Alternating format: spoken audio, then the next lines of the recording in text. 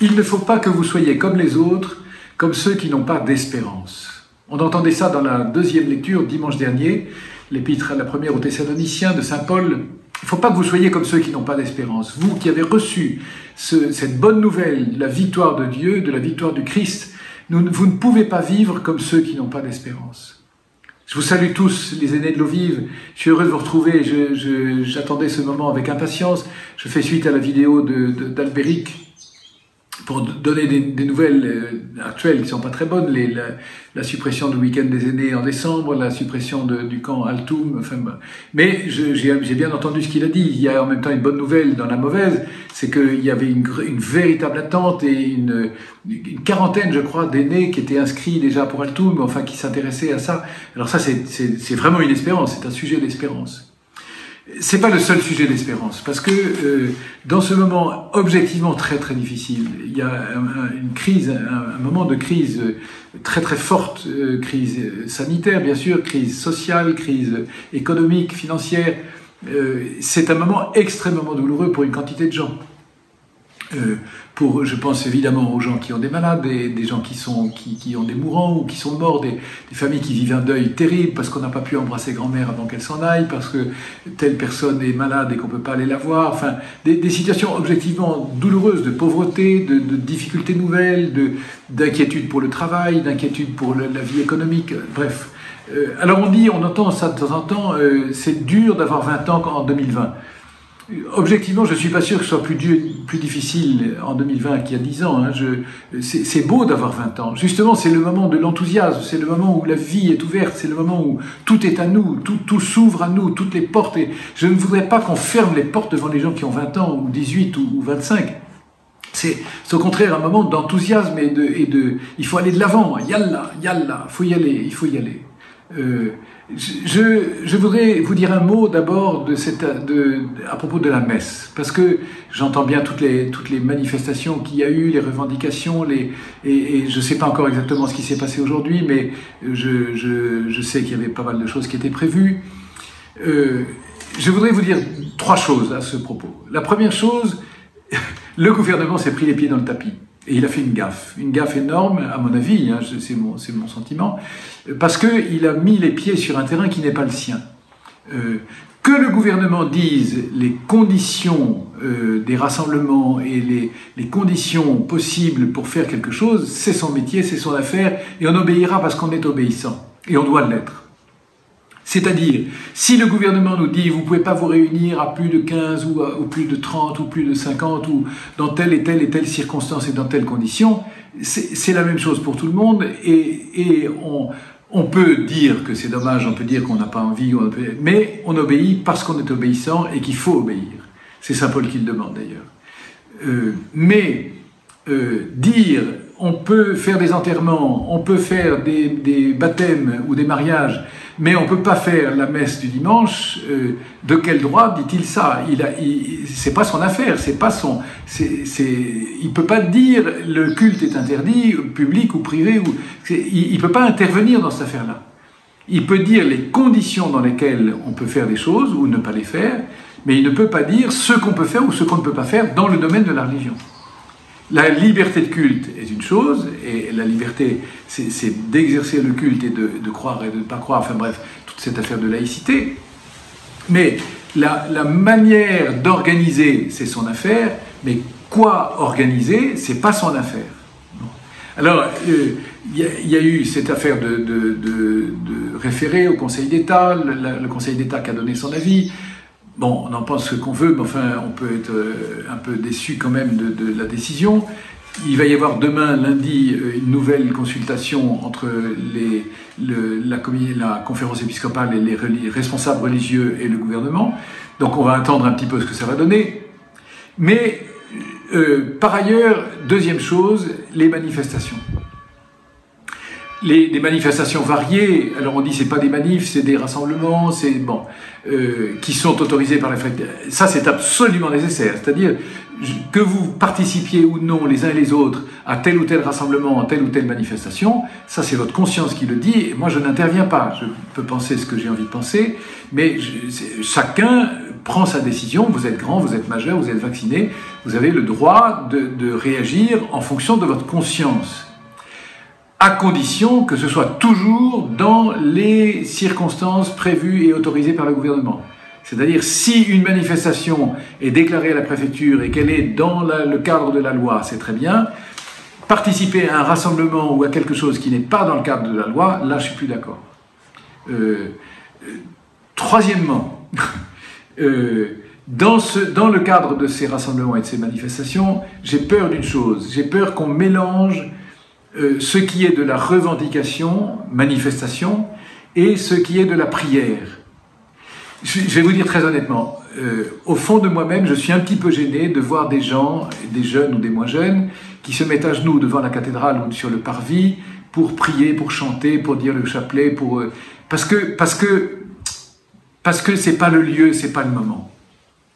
Qu'on fasse une manif avec des pancartes en disant on veut ceci ou on réclame cela, d'accord, ça c'est une manif. Mais qu'on fasse de la prière une manifestation, là je suis plus tout à fait d'accord, parce qu'on manipule un peu quelque chose. Comme disait l'archevêque de Paris l'autre jour aux étudiants, dans la messe de rentrée des étudiants, il faut servir Dieu mais pas s'en servir. Et j'ai un petit peu peur du danger, si on prie en public dans le cadre d'une manifestation, qu'on utilise la prière comme un moyen de revendication.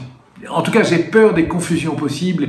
La limite est très ténue, mais le danger est présent. Et puis enfin, j'ajoute, tant pis, une quatrième chose. J'ai un petit peu peur, pour tout vous dire, qu'on s'approprie la messe comme quelque chose qu'on revendique. La messe n'est jamais un droit. On peut réclamer, je l'ai dit, au gouvernement qu'il respecte la liberté du culte et qu'il respecte la liberté de faire ce qu'on doit faire dans ce que lui décide. Ça, très bien. Mais qu'on revendique la messe, je n'aime pas cette expression « rendez-nous la messe ». Rendez-nous la messe ne nous a jamais appartenu. Elle n'appartient à personne, la messe.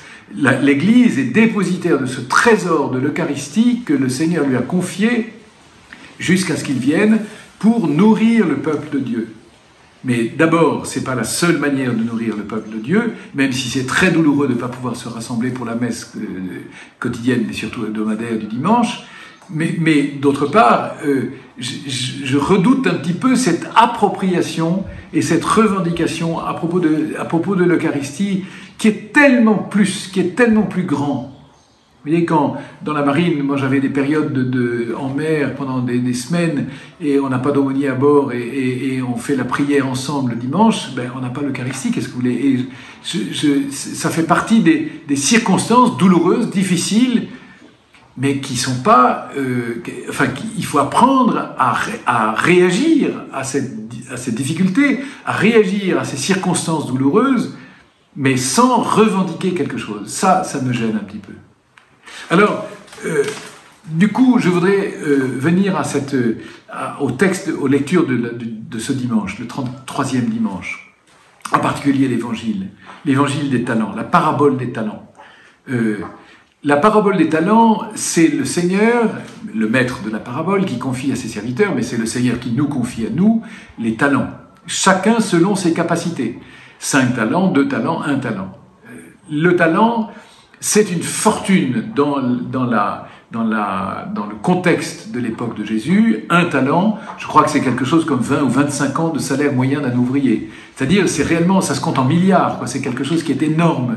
Donc c'est pas seulement tu es doué en musique, il faut que tu fasses de la musique pour glorifier Dieu, tu es doué en maths, il faut bien travailler en classe parce que tu dois faire fructifier tes talents. Non, ce sont surtout les talents surnaturels, ce que le Seigneur nous confie. Ce qu'il nous confie, c'est son trésor. Le Seigneur nous confie son trésor. Je parlais de l'Eucharistie, c'est le trésor que le Seigneur nous confie, mais il nous confie aussi sa parole, la parole qui est une bonne nouvelle. Il nous confie l'Esprit Saint, qui nous donne l'Esprit Saint, qui vivifie, qui sanctifie. Il nous donne la foi, qui nous donne de croire contre toute... croire l'inverse de ce qu'on voit. Il nous donne l'espérance, qui nous permet d'espérer contre toute espérance. Il nous donne la charité, qui nous permet d'aimer même ceux qui sont emmerdants et qu'on n'a pas envie d'aimer. Et c'est ça qu'il nous confie pour que nous le fassions fructifier. Alors, ou bien on gère la fortune que Dieu nous confie. Qui dit gestion, qui dit gérance, dit compte à rendre. Bon. Ou bien on gère cette fortune en risquant la fortune, exactement comme les gens qui font du fric dans la bourse. Hein. On joue, là on joue pas avec le fric, on joue avec la fortune de Dieu, avec le trésor que Dieu nous confie. Qu'est-ce que ça veut dire? Ça veut dire on risque sa vie, on risque la foi, on risque l'espérance, on risque le pardon, on risque de donner son temps, de donner sa fatigue, de donner son intelligence, de donner... Au fond, le premier qui a risqué, c'est Jésus. Il a pris tous les risques et de fait, il en est mort. Et donc, les saints, avec Jésus et à sa suite, risquent tout, ils donnent tout, ils engagent tout. La Vierge Marie a donné tout, elle a engagé toute sa vie. C'est pour ça qu'elle est devenue la reine du ciel et de la terre. Bon. Ou bien, on se renferme sur ce qu'on possède, alors qu'en réalité, on ne le possède pas, on en a la gestion, on en a la gérance. On s'enferme sur ce qu'on possède, et on s'enferme, mais c'est le chemin de mort. D'un côté, les fils de la lumière, comme dirait saint Paul. De l'autre côté, les fils des ténèbres. D'un côté, la vie et la spirale de la confiance. À celui qui a, on donnera encore. Parce que de fait, je m'aperçois, plus je donne, plus je reçois. De l'autre côté, le chemin des ténèbres, le chemin de la défiance. J'ai une fausse idée de Dieu. Je garde le talent bien précieusement, comme je m'approprie l'Eucharistie pour bien la conserver. Mais finalement, tout ça va mourir entre mes mains. Et moi-même, je vais mourir. Alors, c'est ma conclusion. Oui, c'est difficile. Oui, nous sommes dans un moment difficile. Mais je crois que toutes les époques connaissent leurs difficultés, d'une manière ou d'une autre. Mais peut-être, si c'est plus difficile, raison de plus. Veillez, c'est le grand thème de ces semaines de la fin de l'année liturgique et puis de l'Avent qui va nous conduire vers Noël. Veillez, veillez et priez, parce que vous ne savez ni le jour ni l'heure. C'est vrai qu'il faut être en tension, il faut être en attention, il faut être en réceptivité par rapport à ce que Dieu nous confie. Veillez. Deuxièmement, déployez. Déployez les dons que Dieu vous confie. Déployons tous ensemble le don de Dieu, chacun à sa place, chacun selon sa capacité, chacun selon son intelligence. Mais il faut inventer en ouvrant les yeux. C'est aujourd'hui la journée mondiale des pauvres, comme le pape l'a demandé. Il y a des pauvres à nos portes, de toutes les manières, pas seulement celui qui est dans la rue sans abri, il y en a, mais il n'y a pas que ça. Le pauvre qui attend pardon, le pauvre qui est enfermé dans la drogue, le pauvre qui est enfermé dans ses écrans et dans YouTube, le pauvre qui est enfermé dans la pornographie, le pauvre qui est enfermé dans toutes sortes de pauvreté. Il faut risquer le don. Le Christ, lui, de riche qu'il était, s'est fait pauvre pour nous enrichir de sa pauvreté. À nous de devenir pauvres aussi, c'est-à-dire de tout donner pour enrichir ce monde pauvre de cette richesse qui est notre pauvreté. Veiller, déployer, faire confiance dans la miséricorde quand on se casse la gueule, parce que il arrive qu'on se casse la figure, il arrive qu'on s'enferme, il arrive qu'on ait peur, il arrive que la miséricorde de Dieu est toujours plus forte que nos échecs, plus forte que nos ruptures. La miséricorde est en avant. Alors, comme Jésus, risquez tout. Ça, c'est un beau programme pour 20 ans. Inventez. C'est ma confiance. Moi, je suis le grand-père, vous êtes les jeunes. Le grand-père, sa joie, c'est de voir les jeunes qui inventent. Alors, on va inventer des choses pour les camps futurs, les camps à partir de février. On va inventer des tas de choses avec les aînés. Mais c'est vous qui allez inventer la vie. C'est vous qui inventez ce qui est devant vous. Je vous fais confiance. J'ai confiance en vous et je vous aime. Alors, je vous bénis, je vous embrasse de tout mon cœur et à toujours.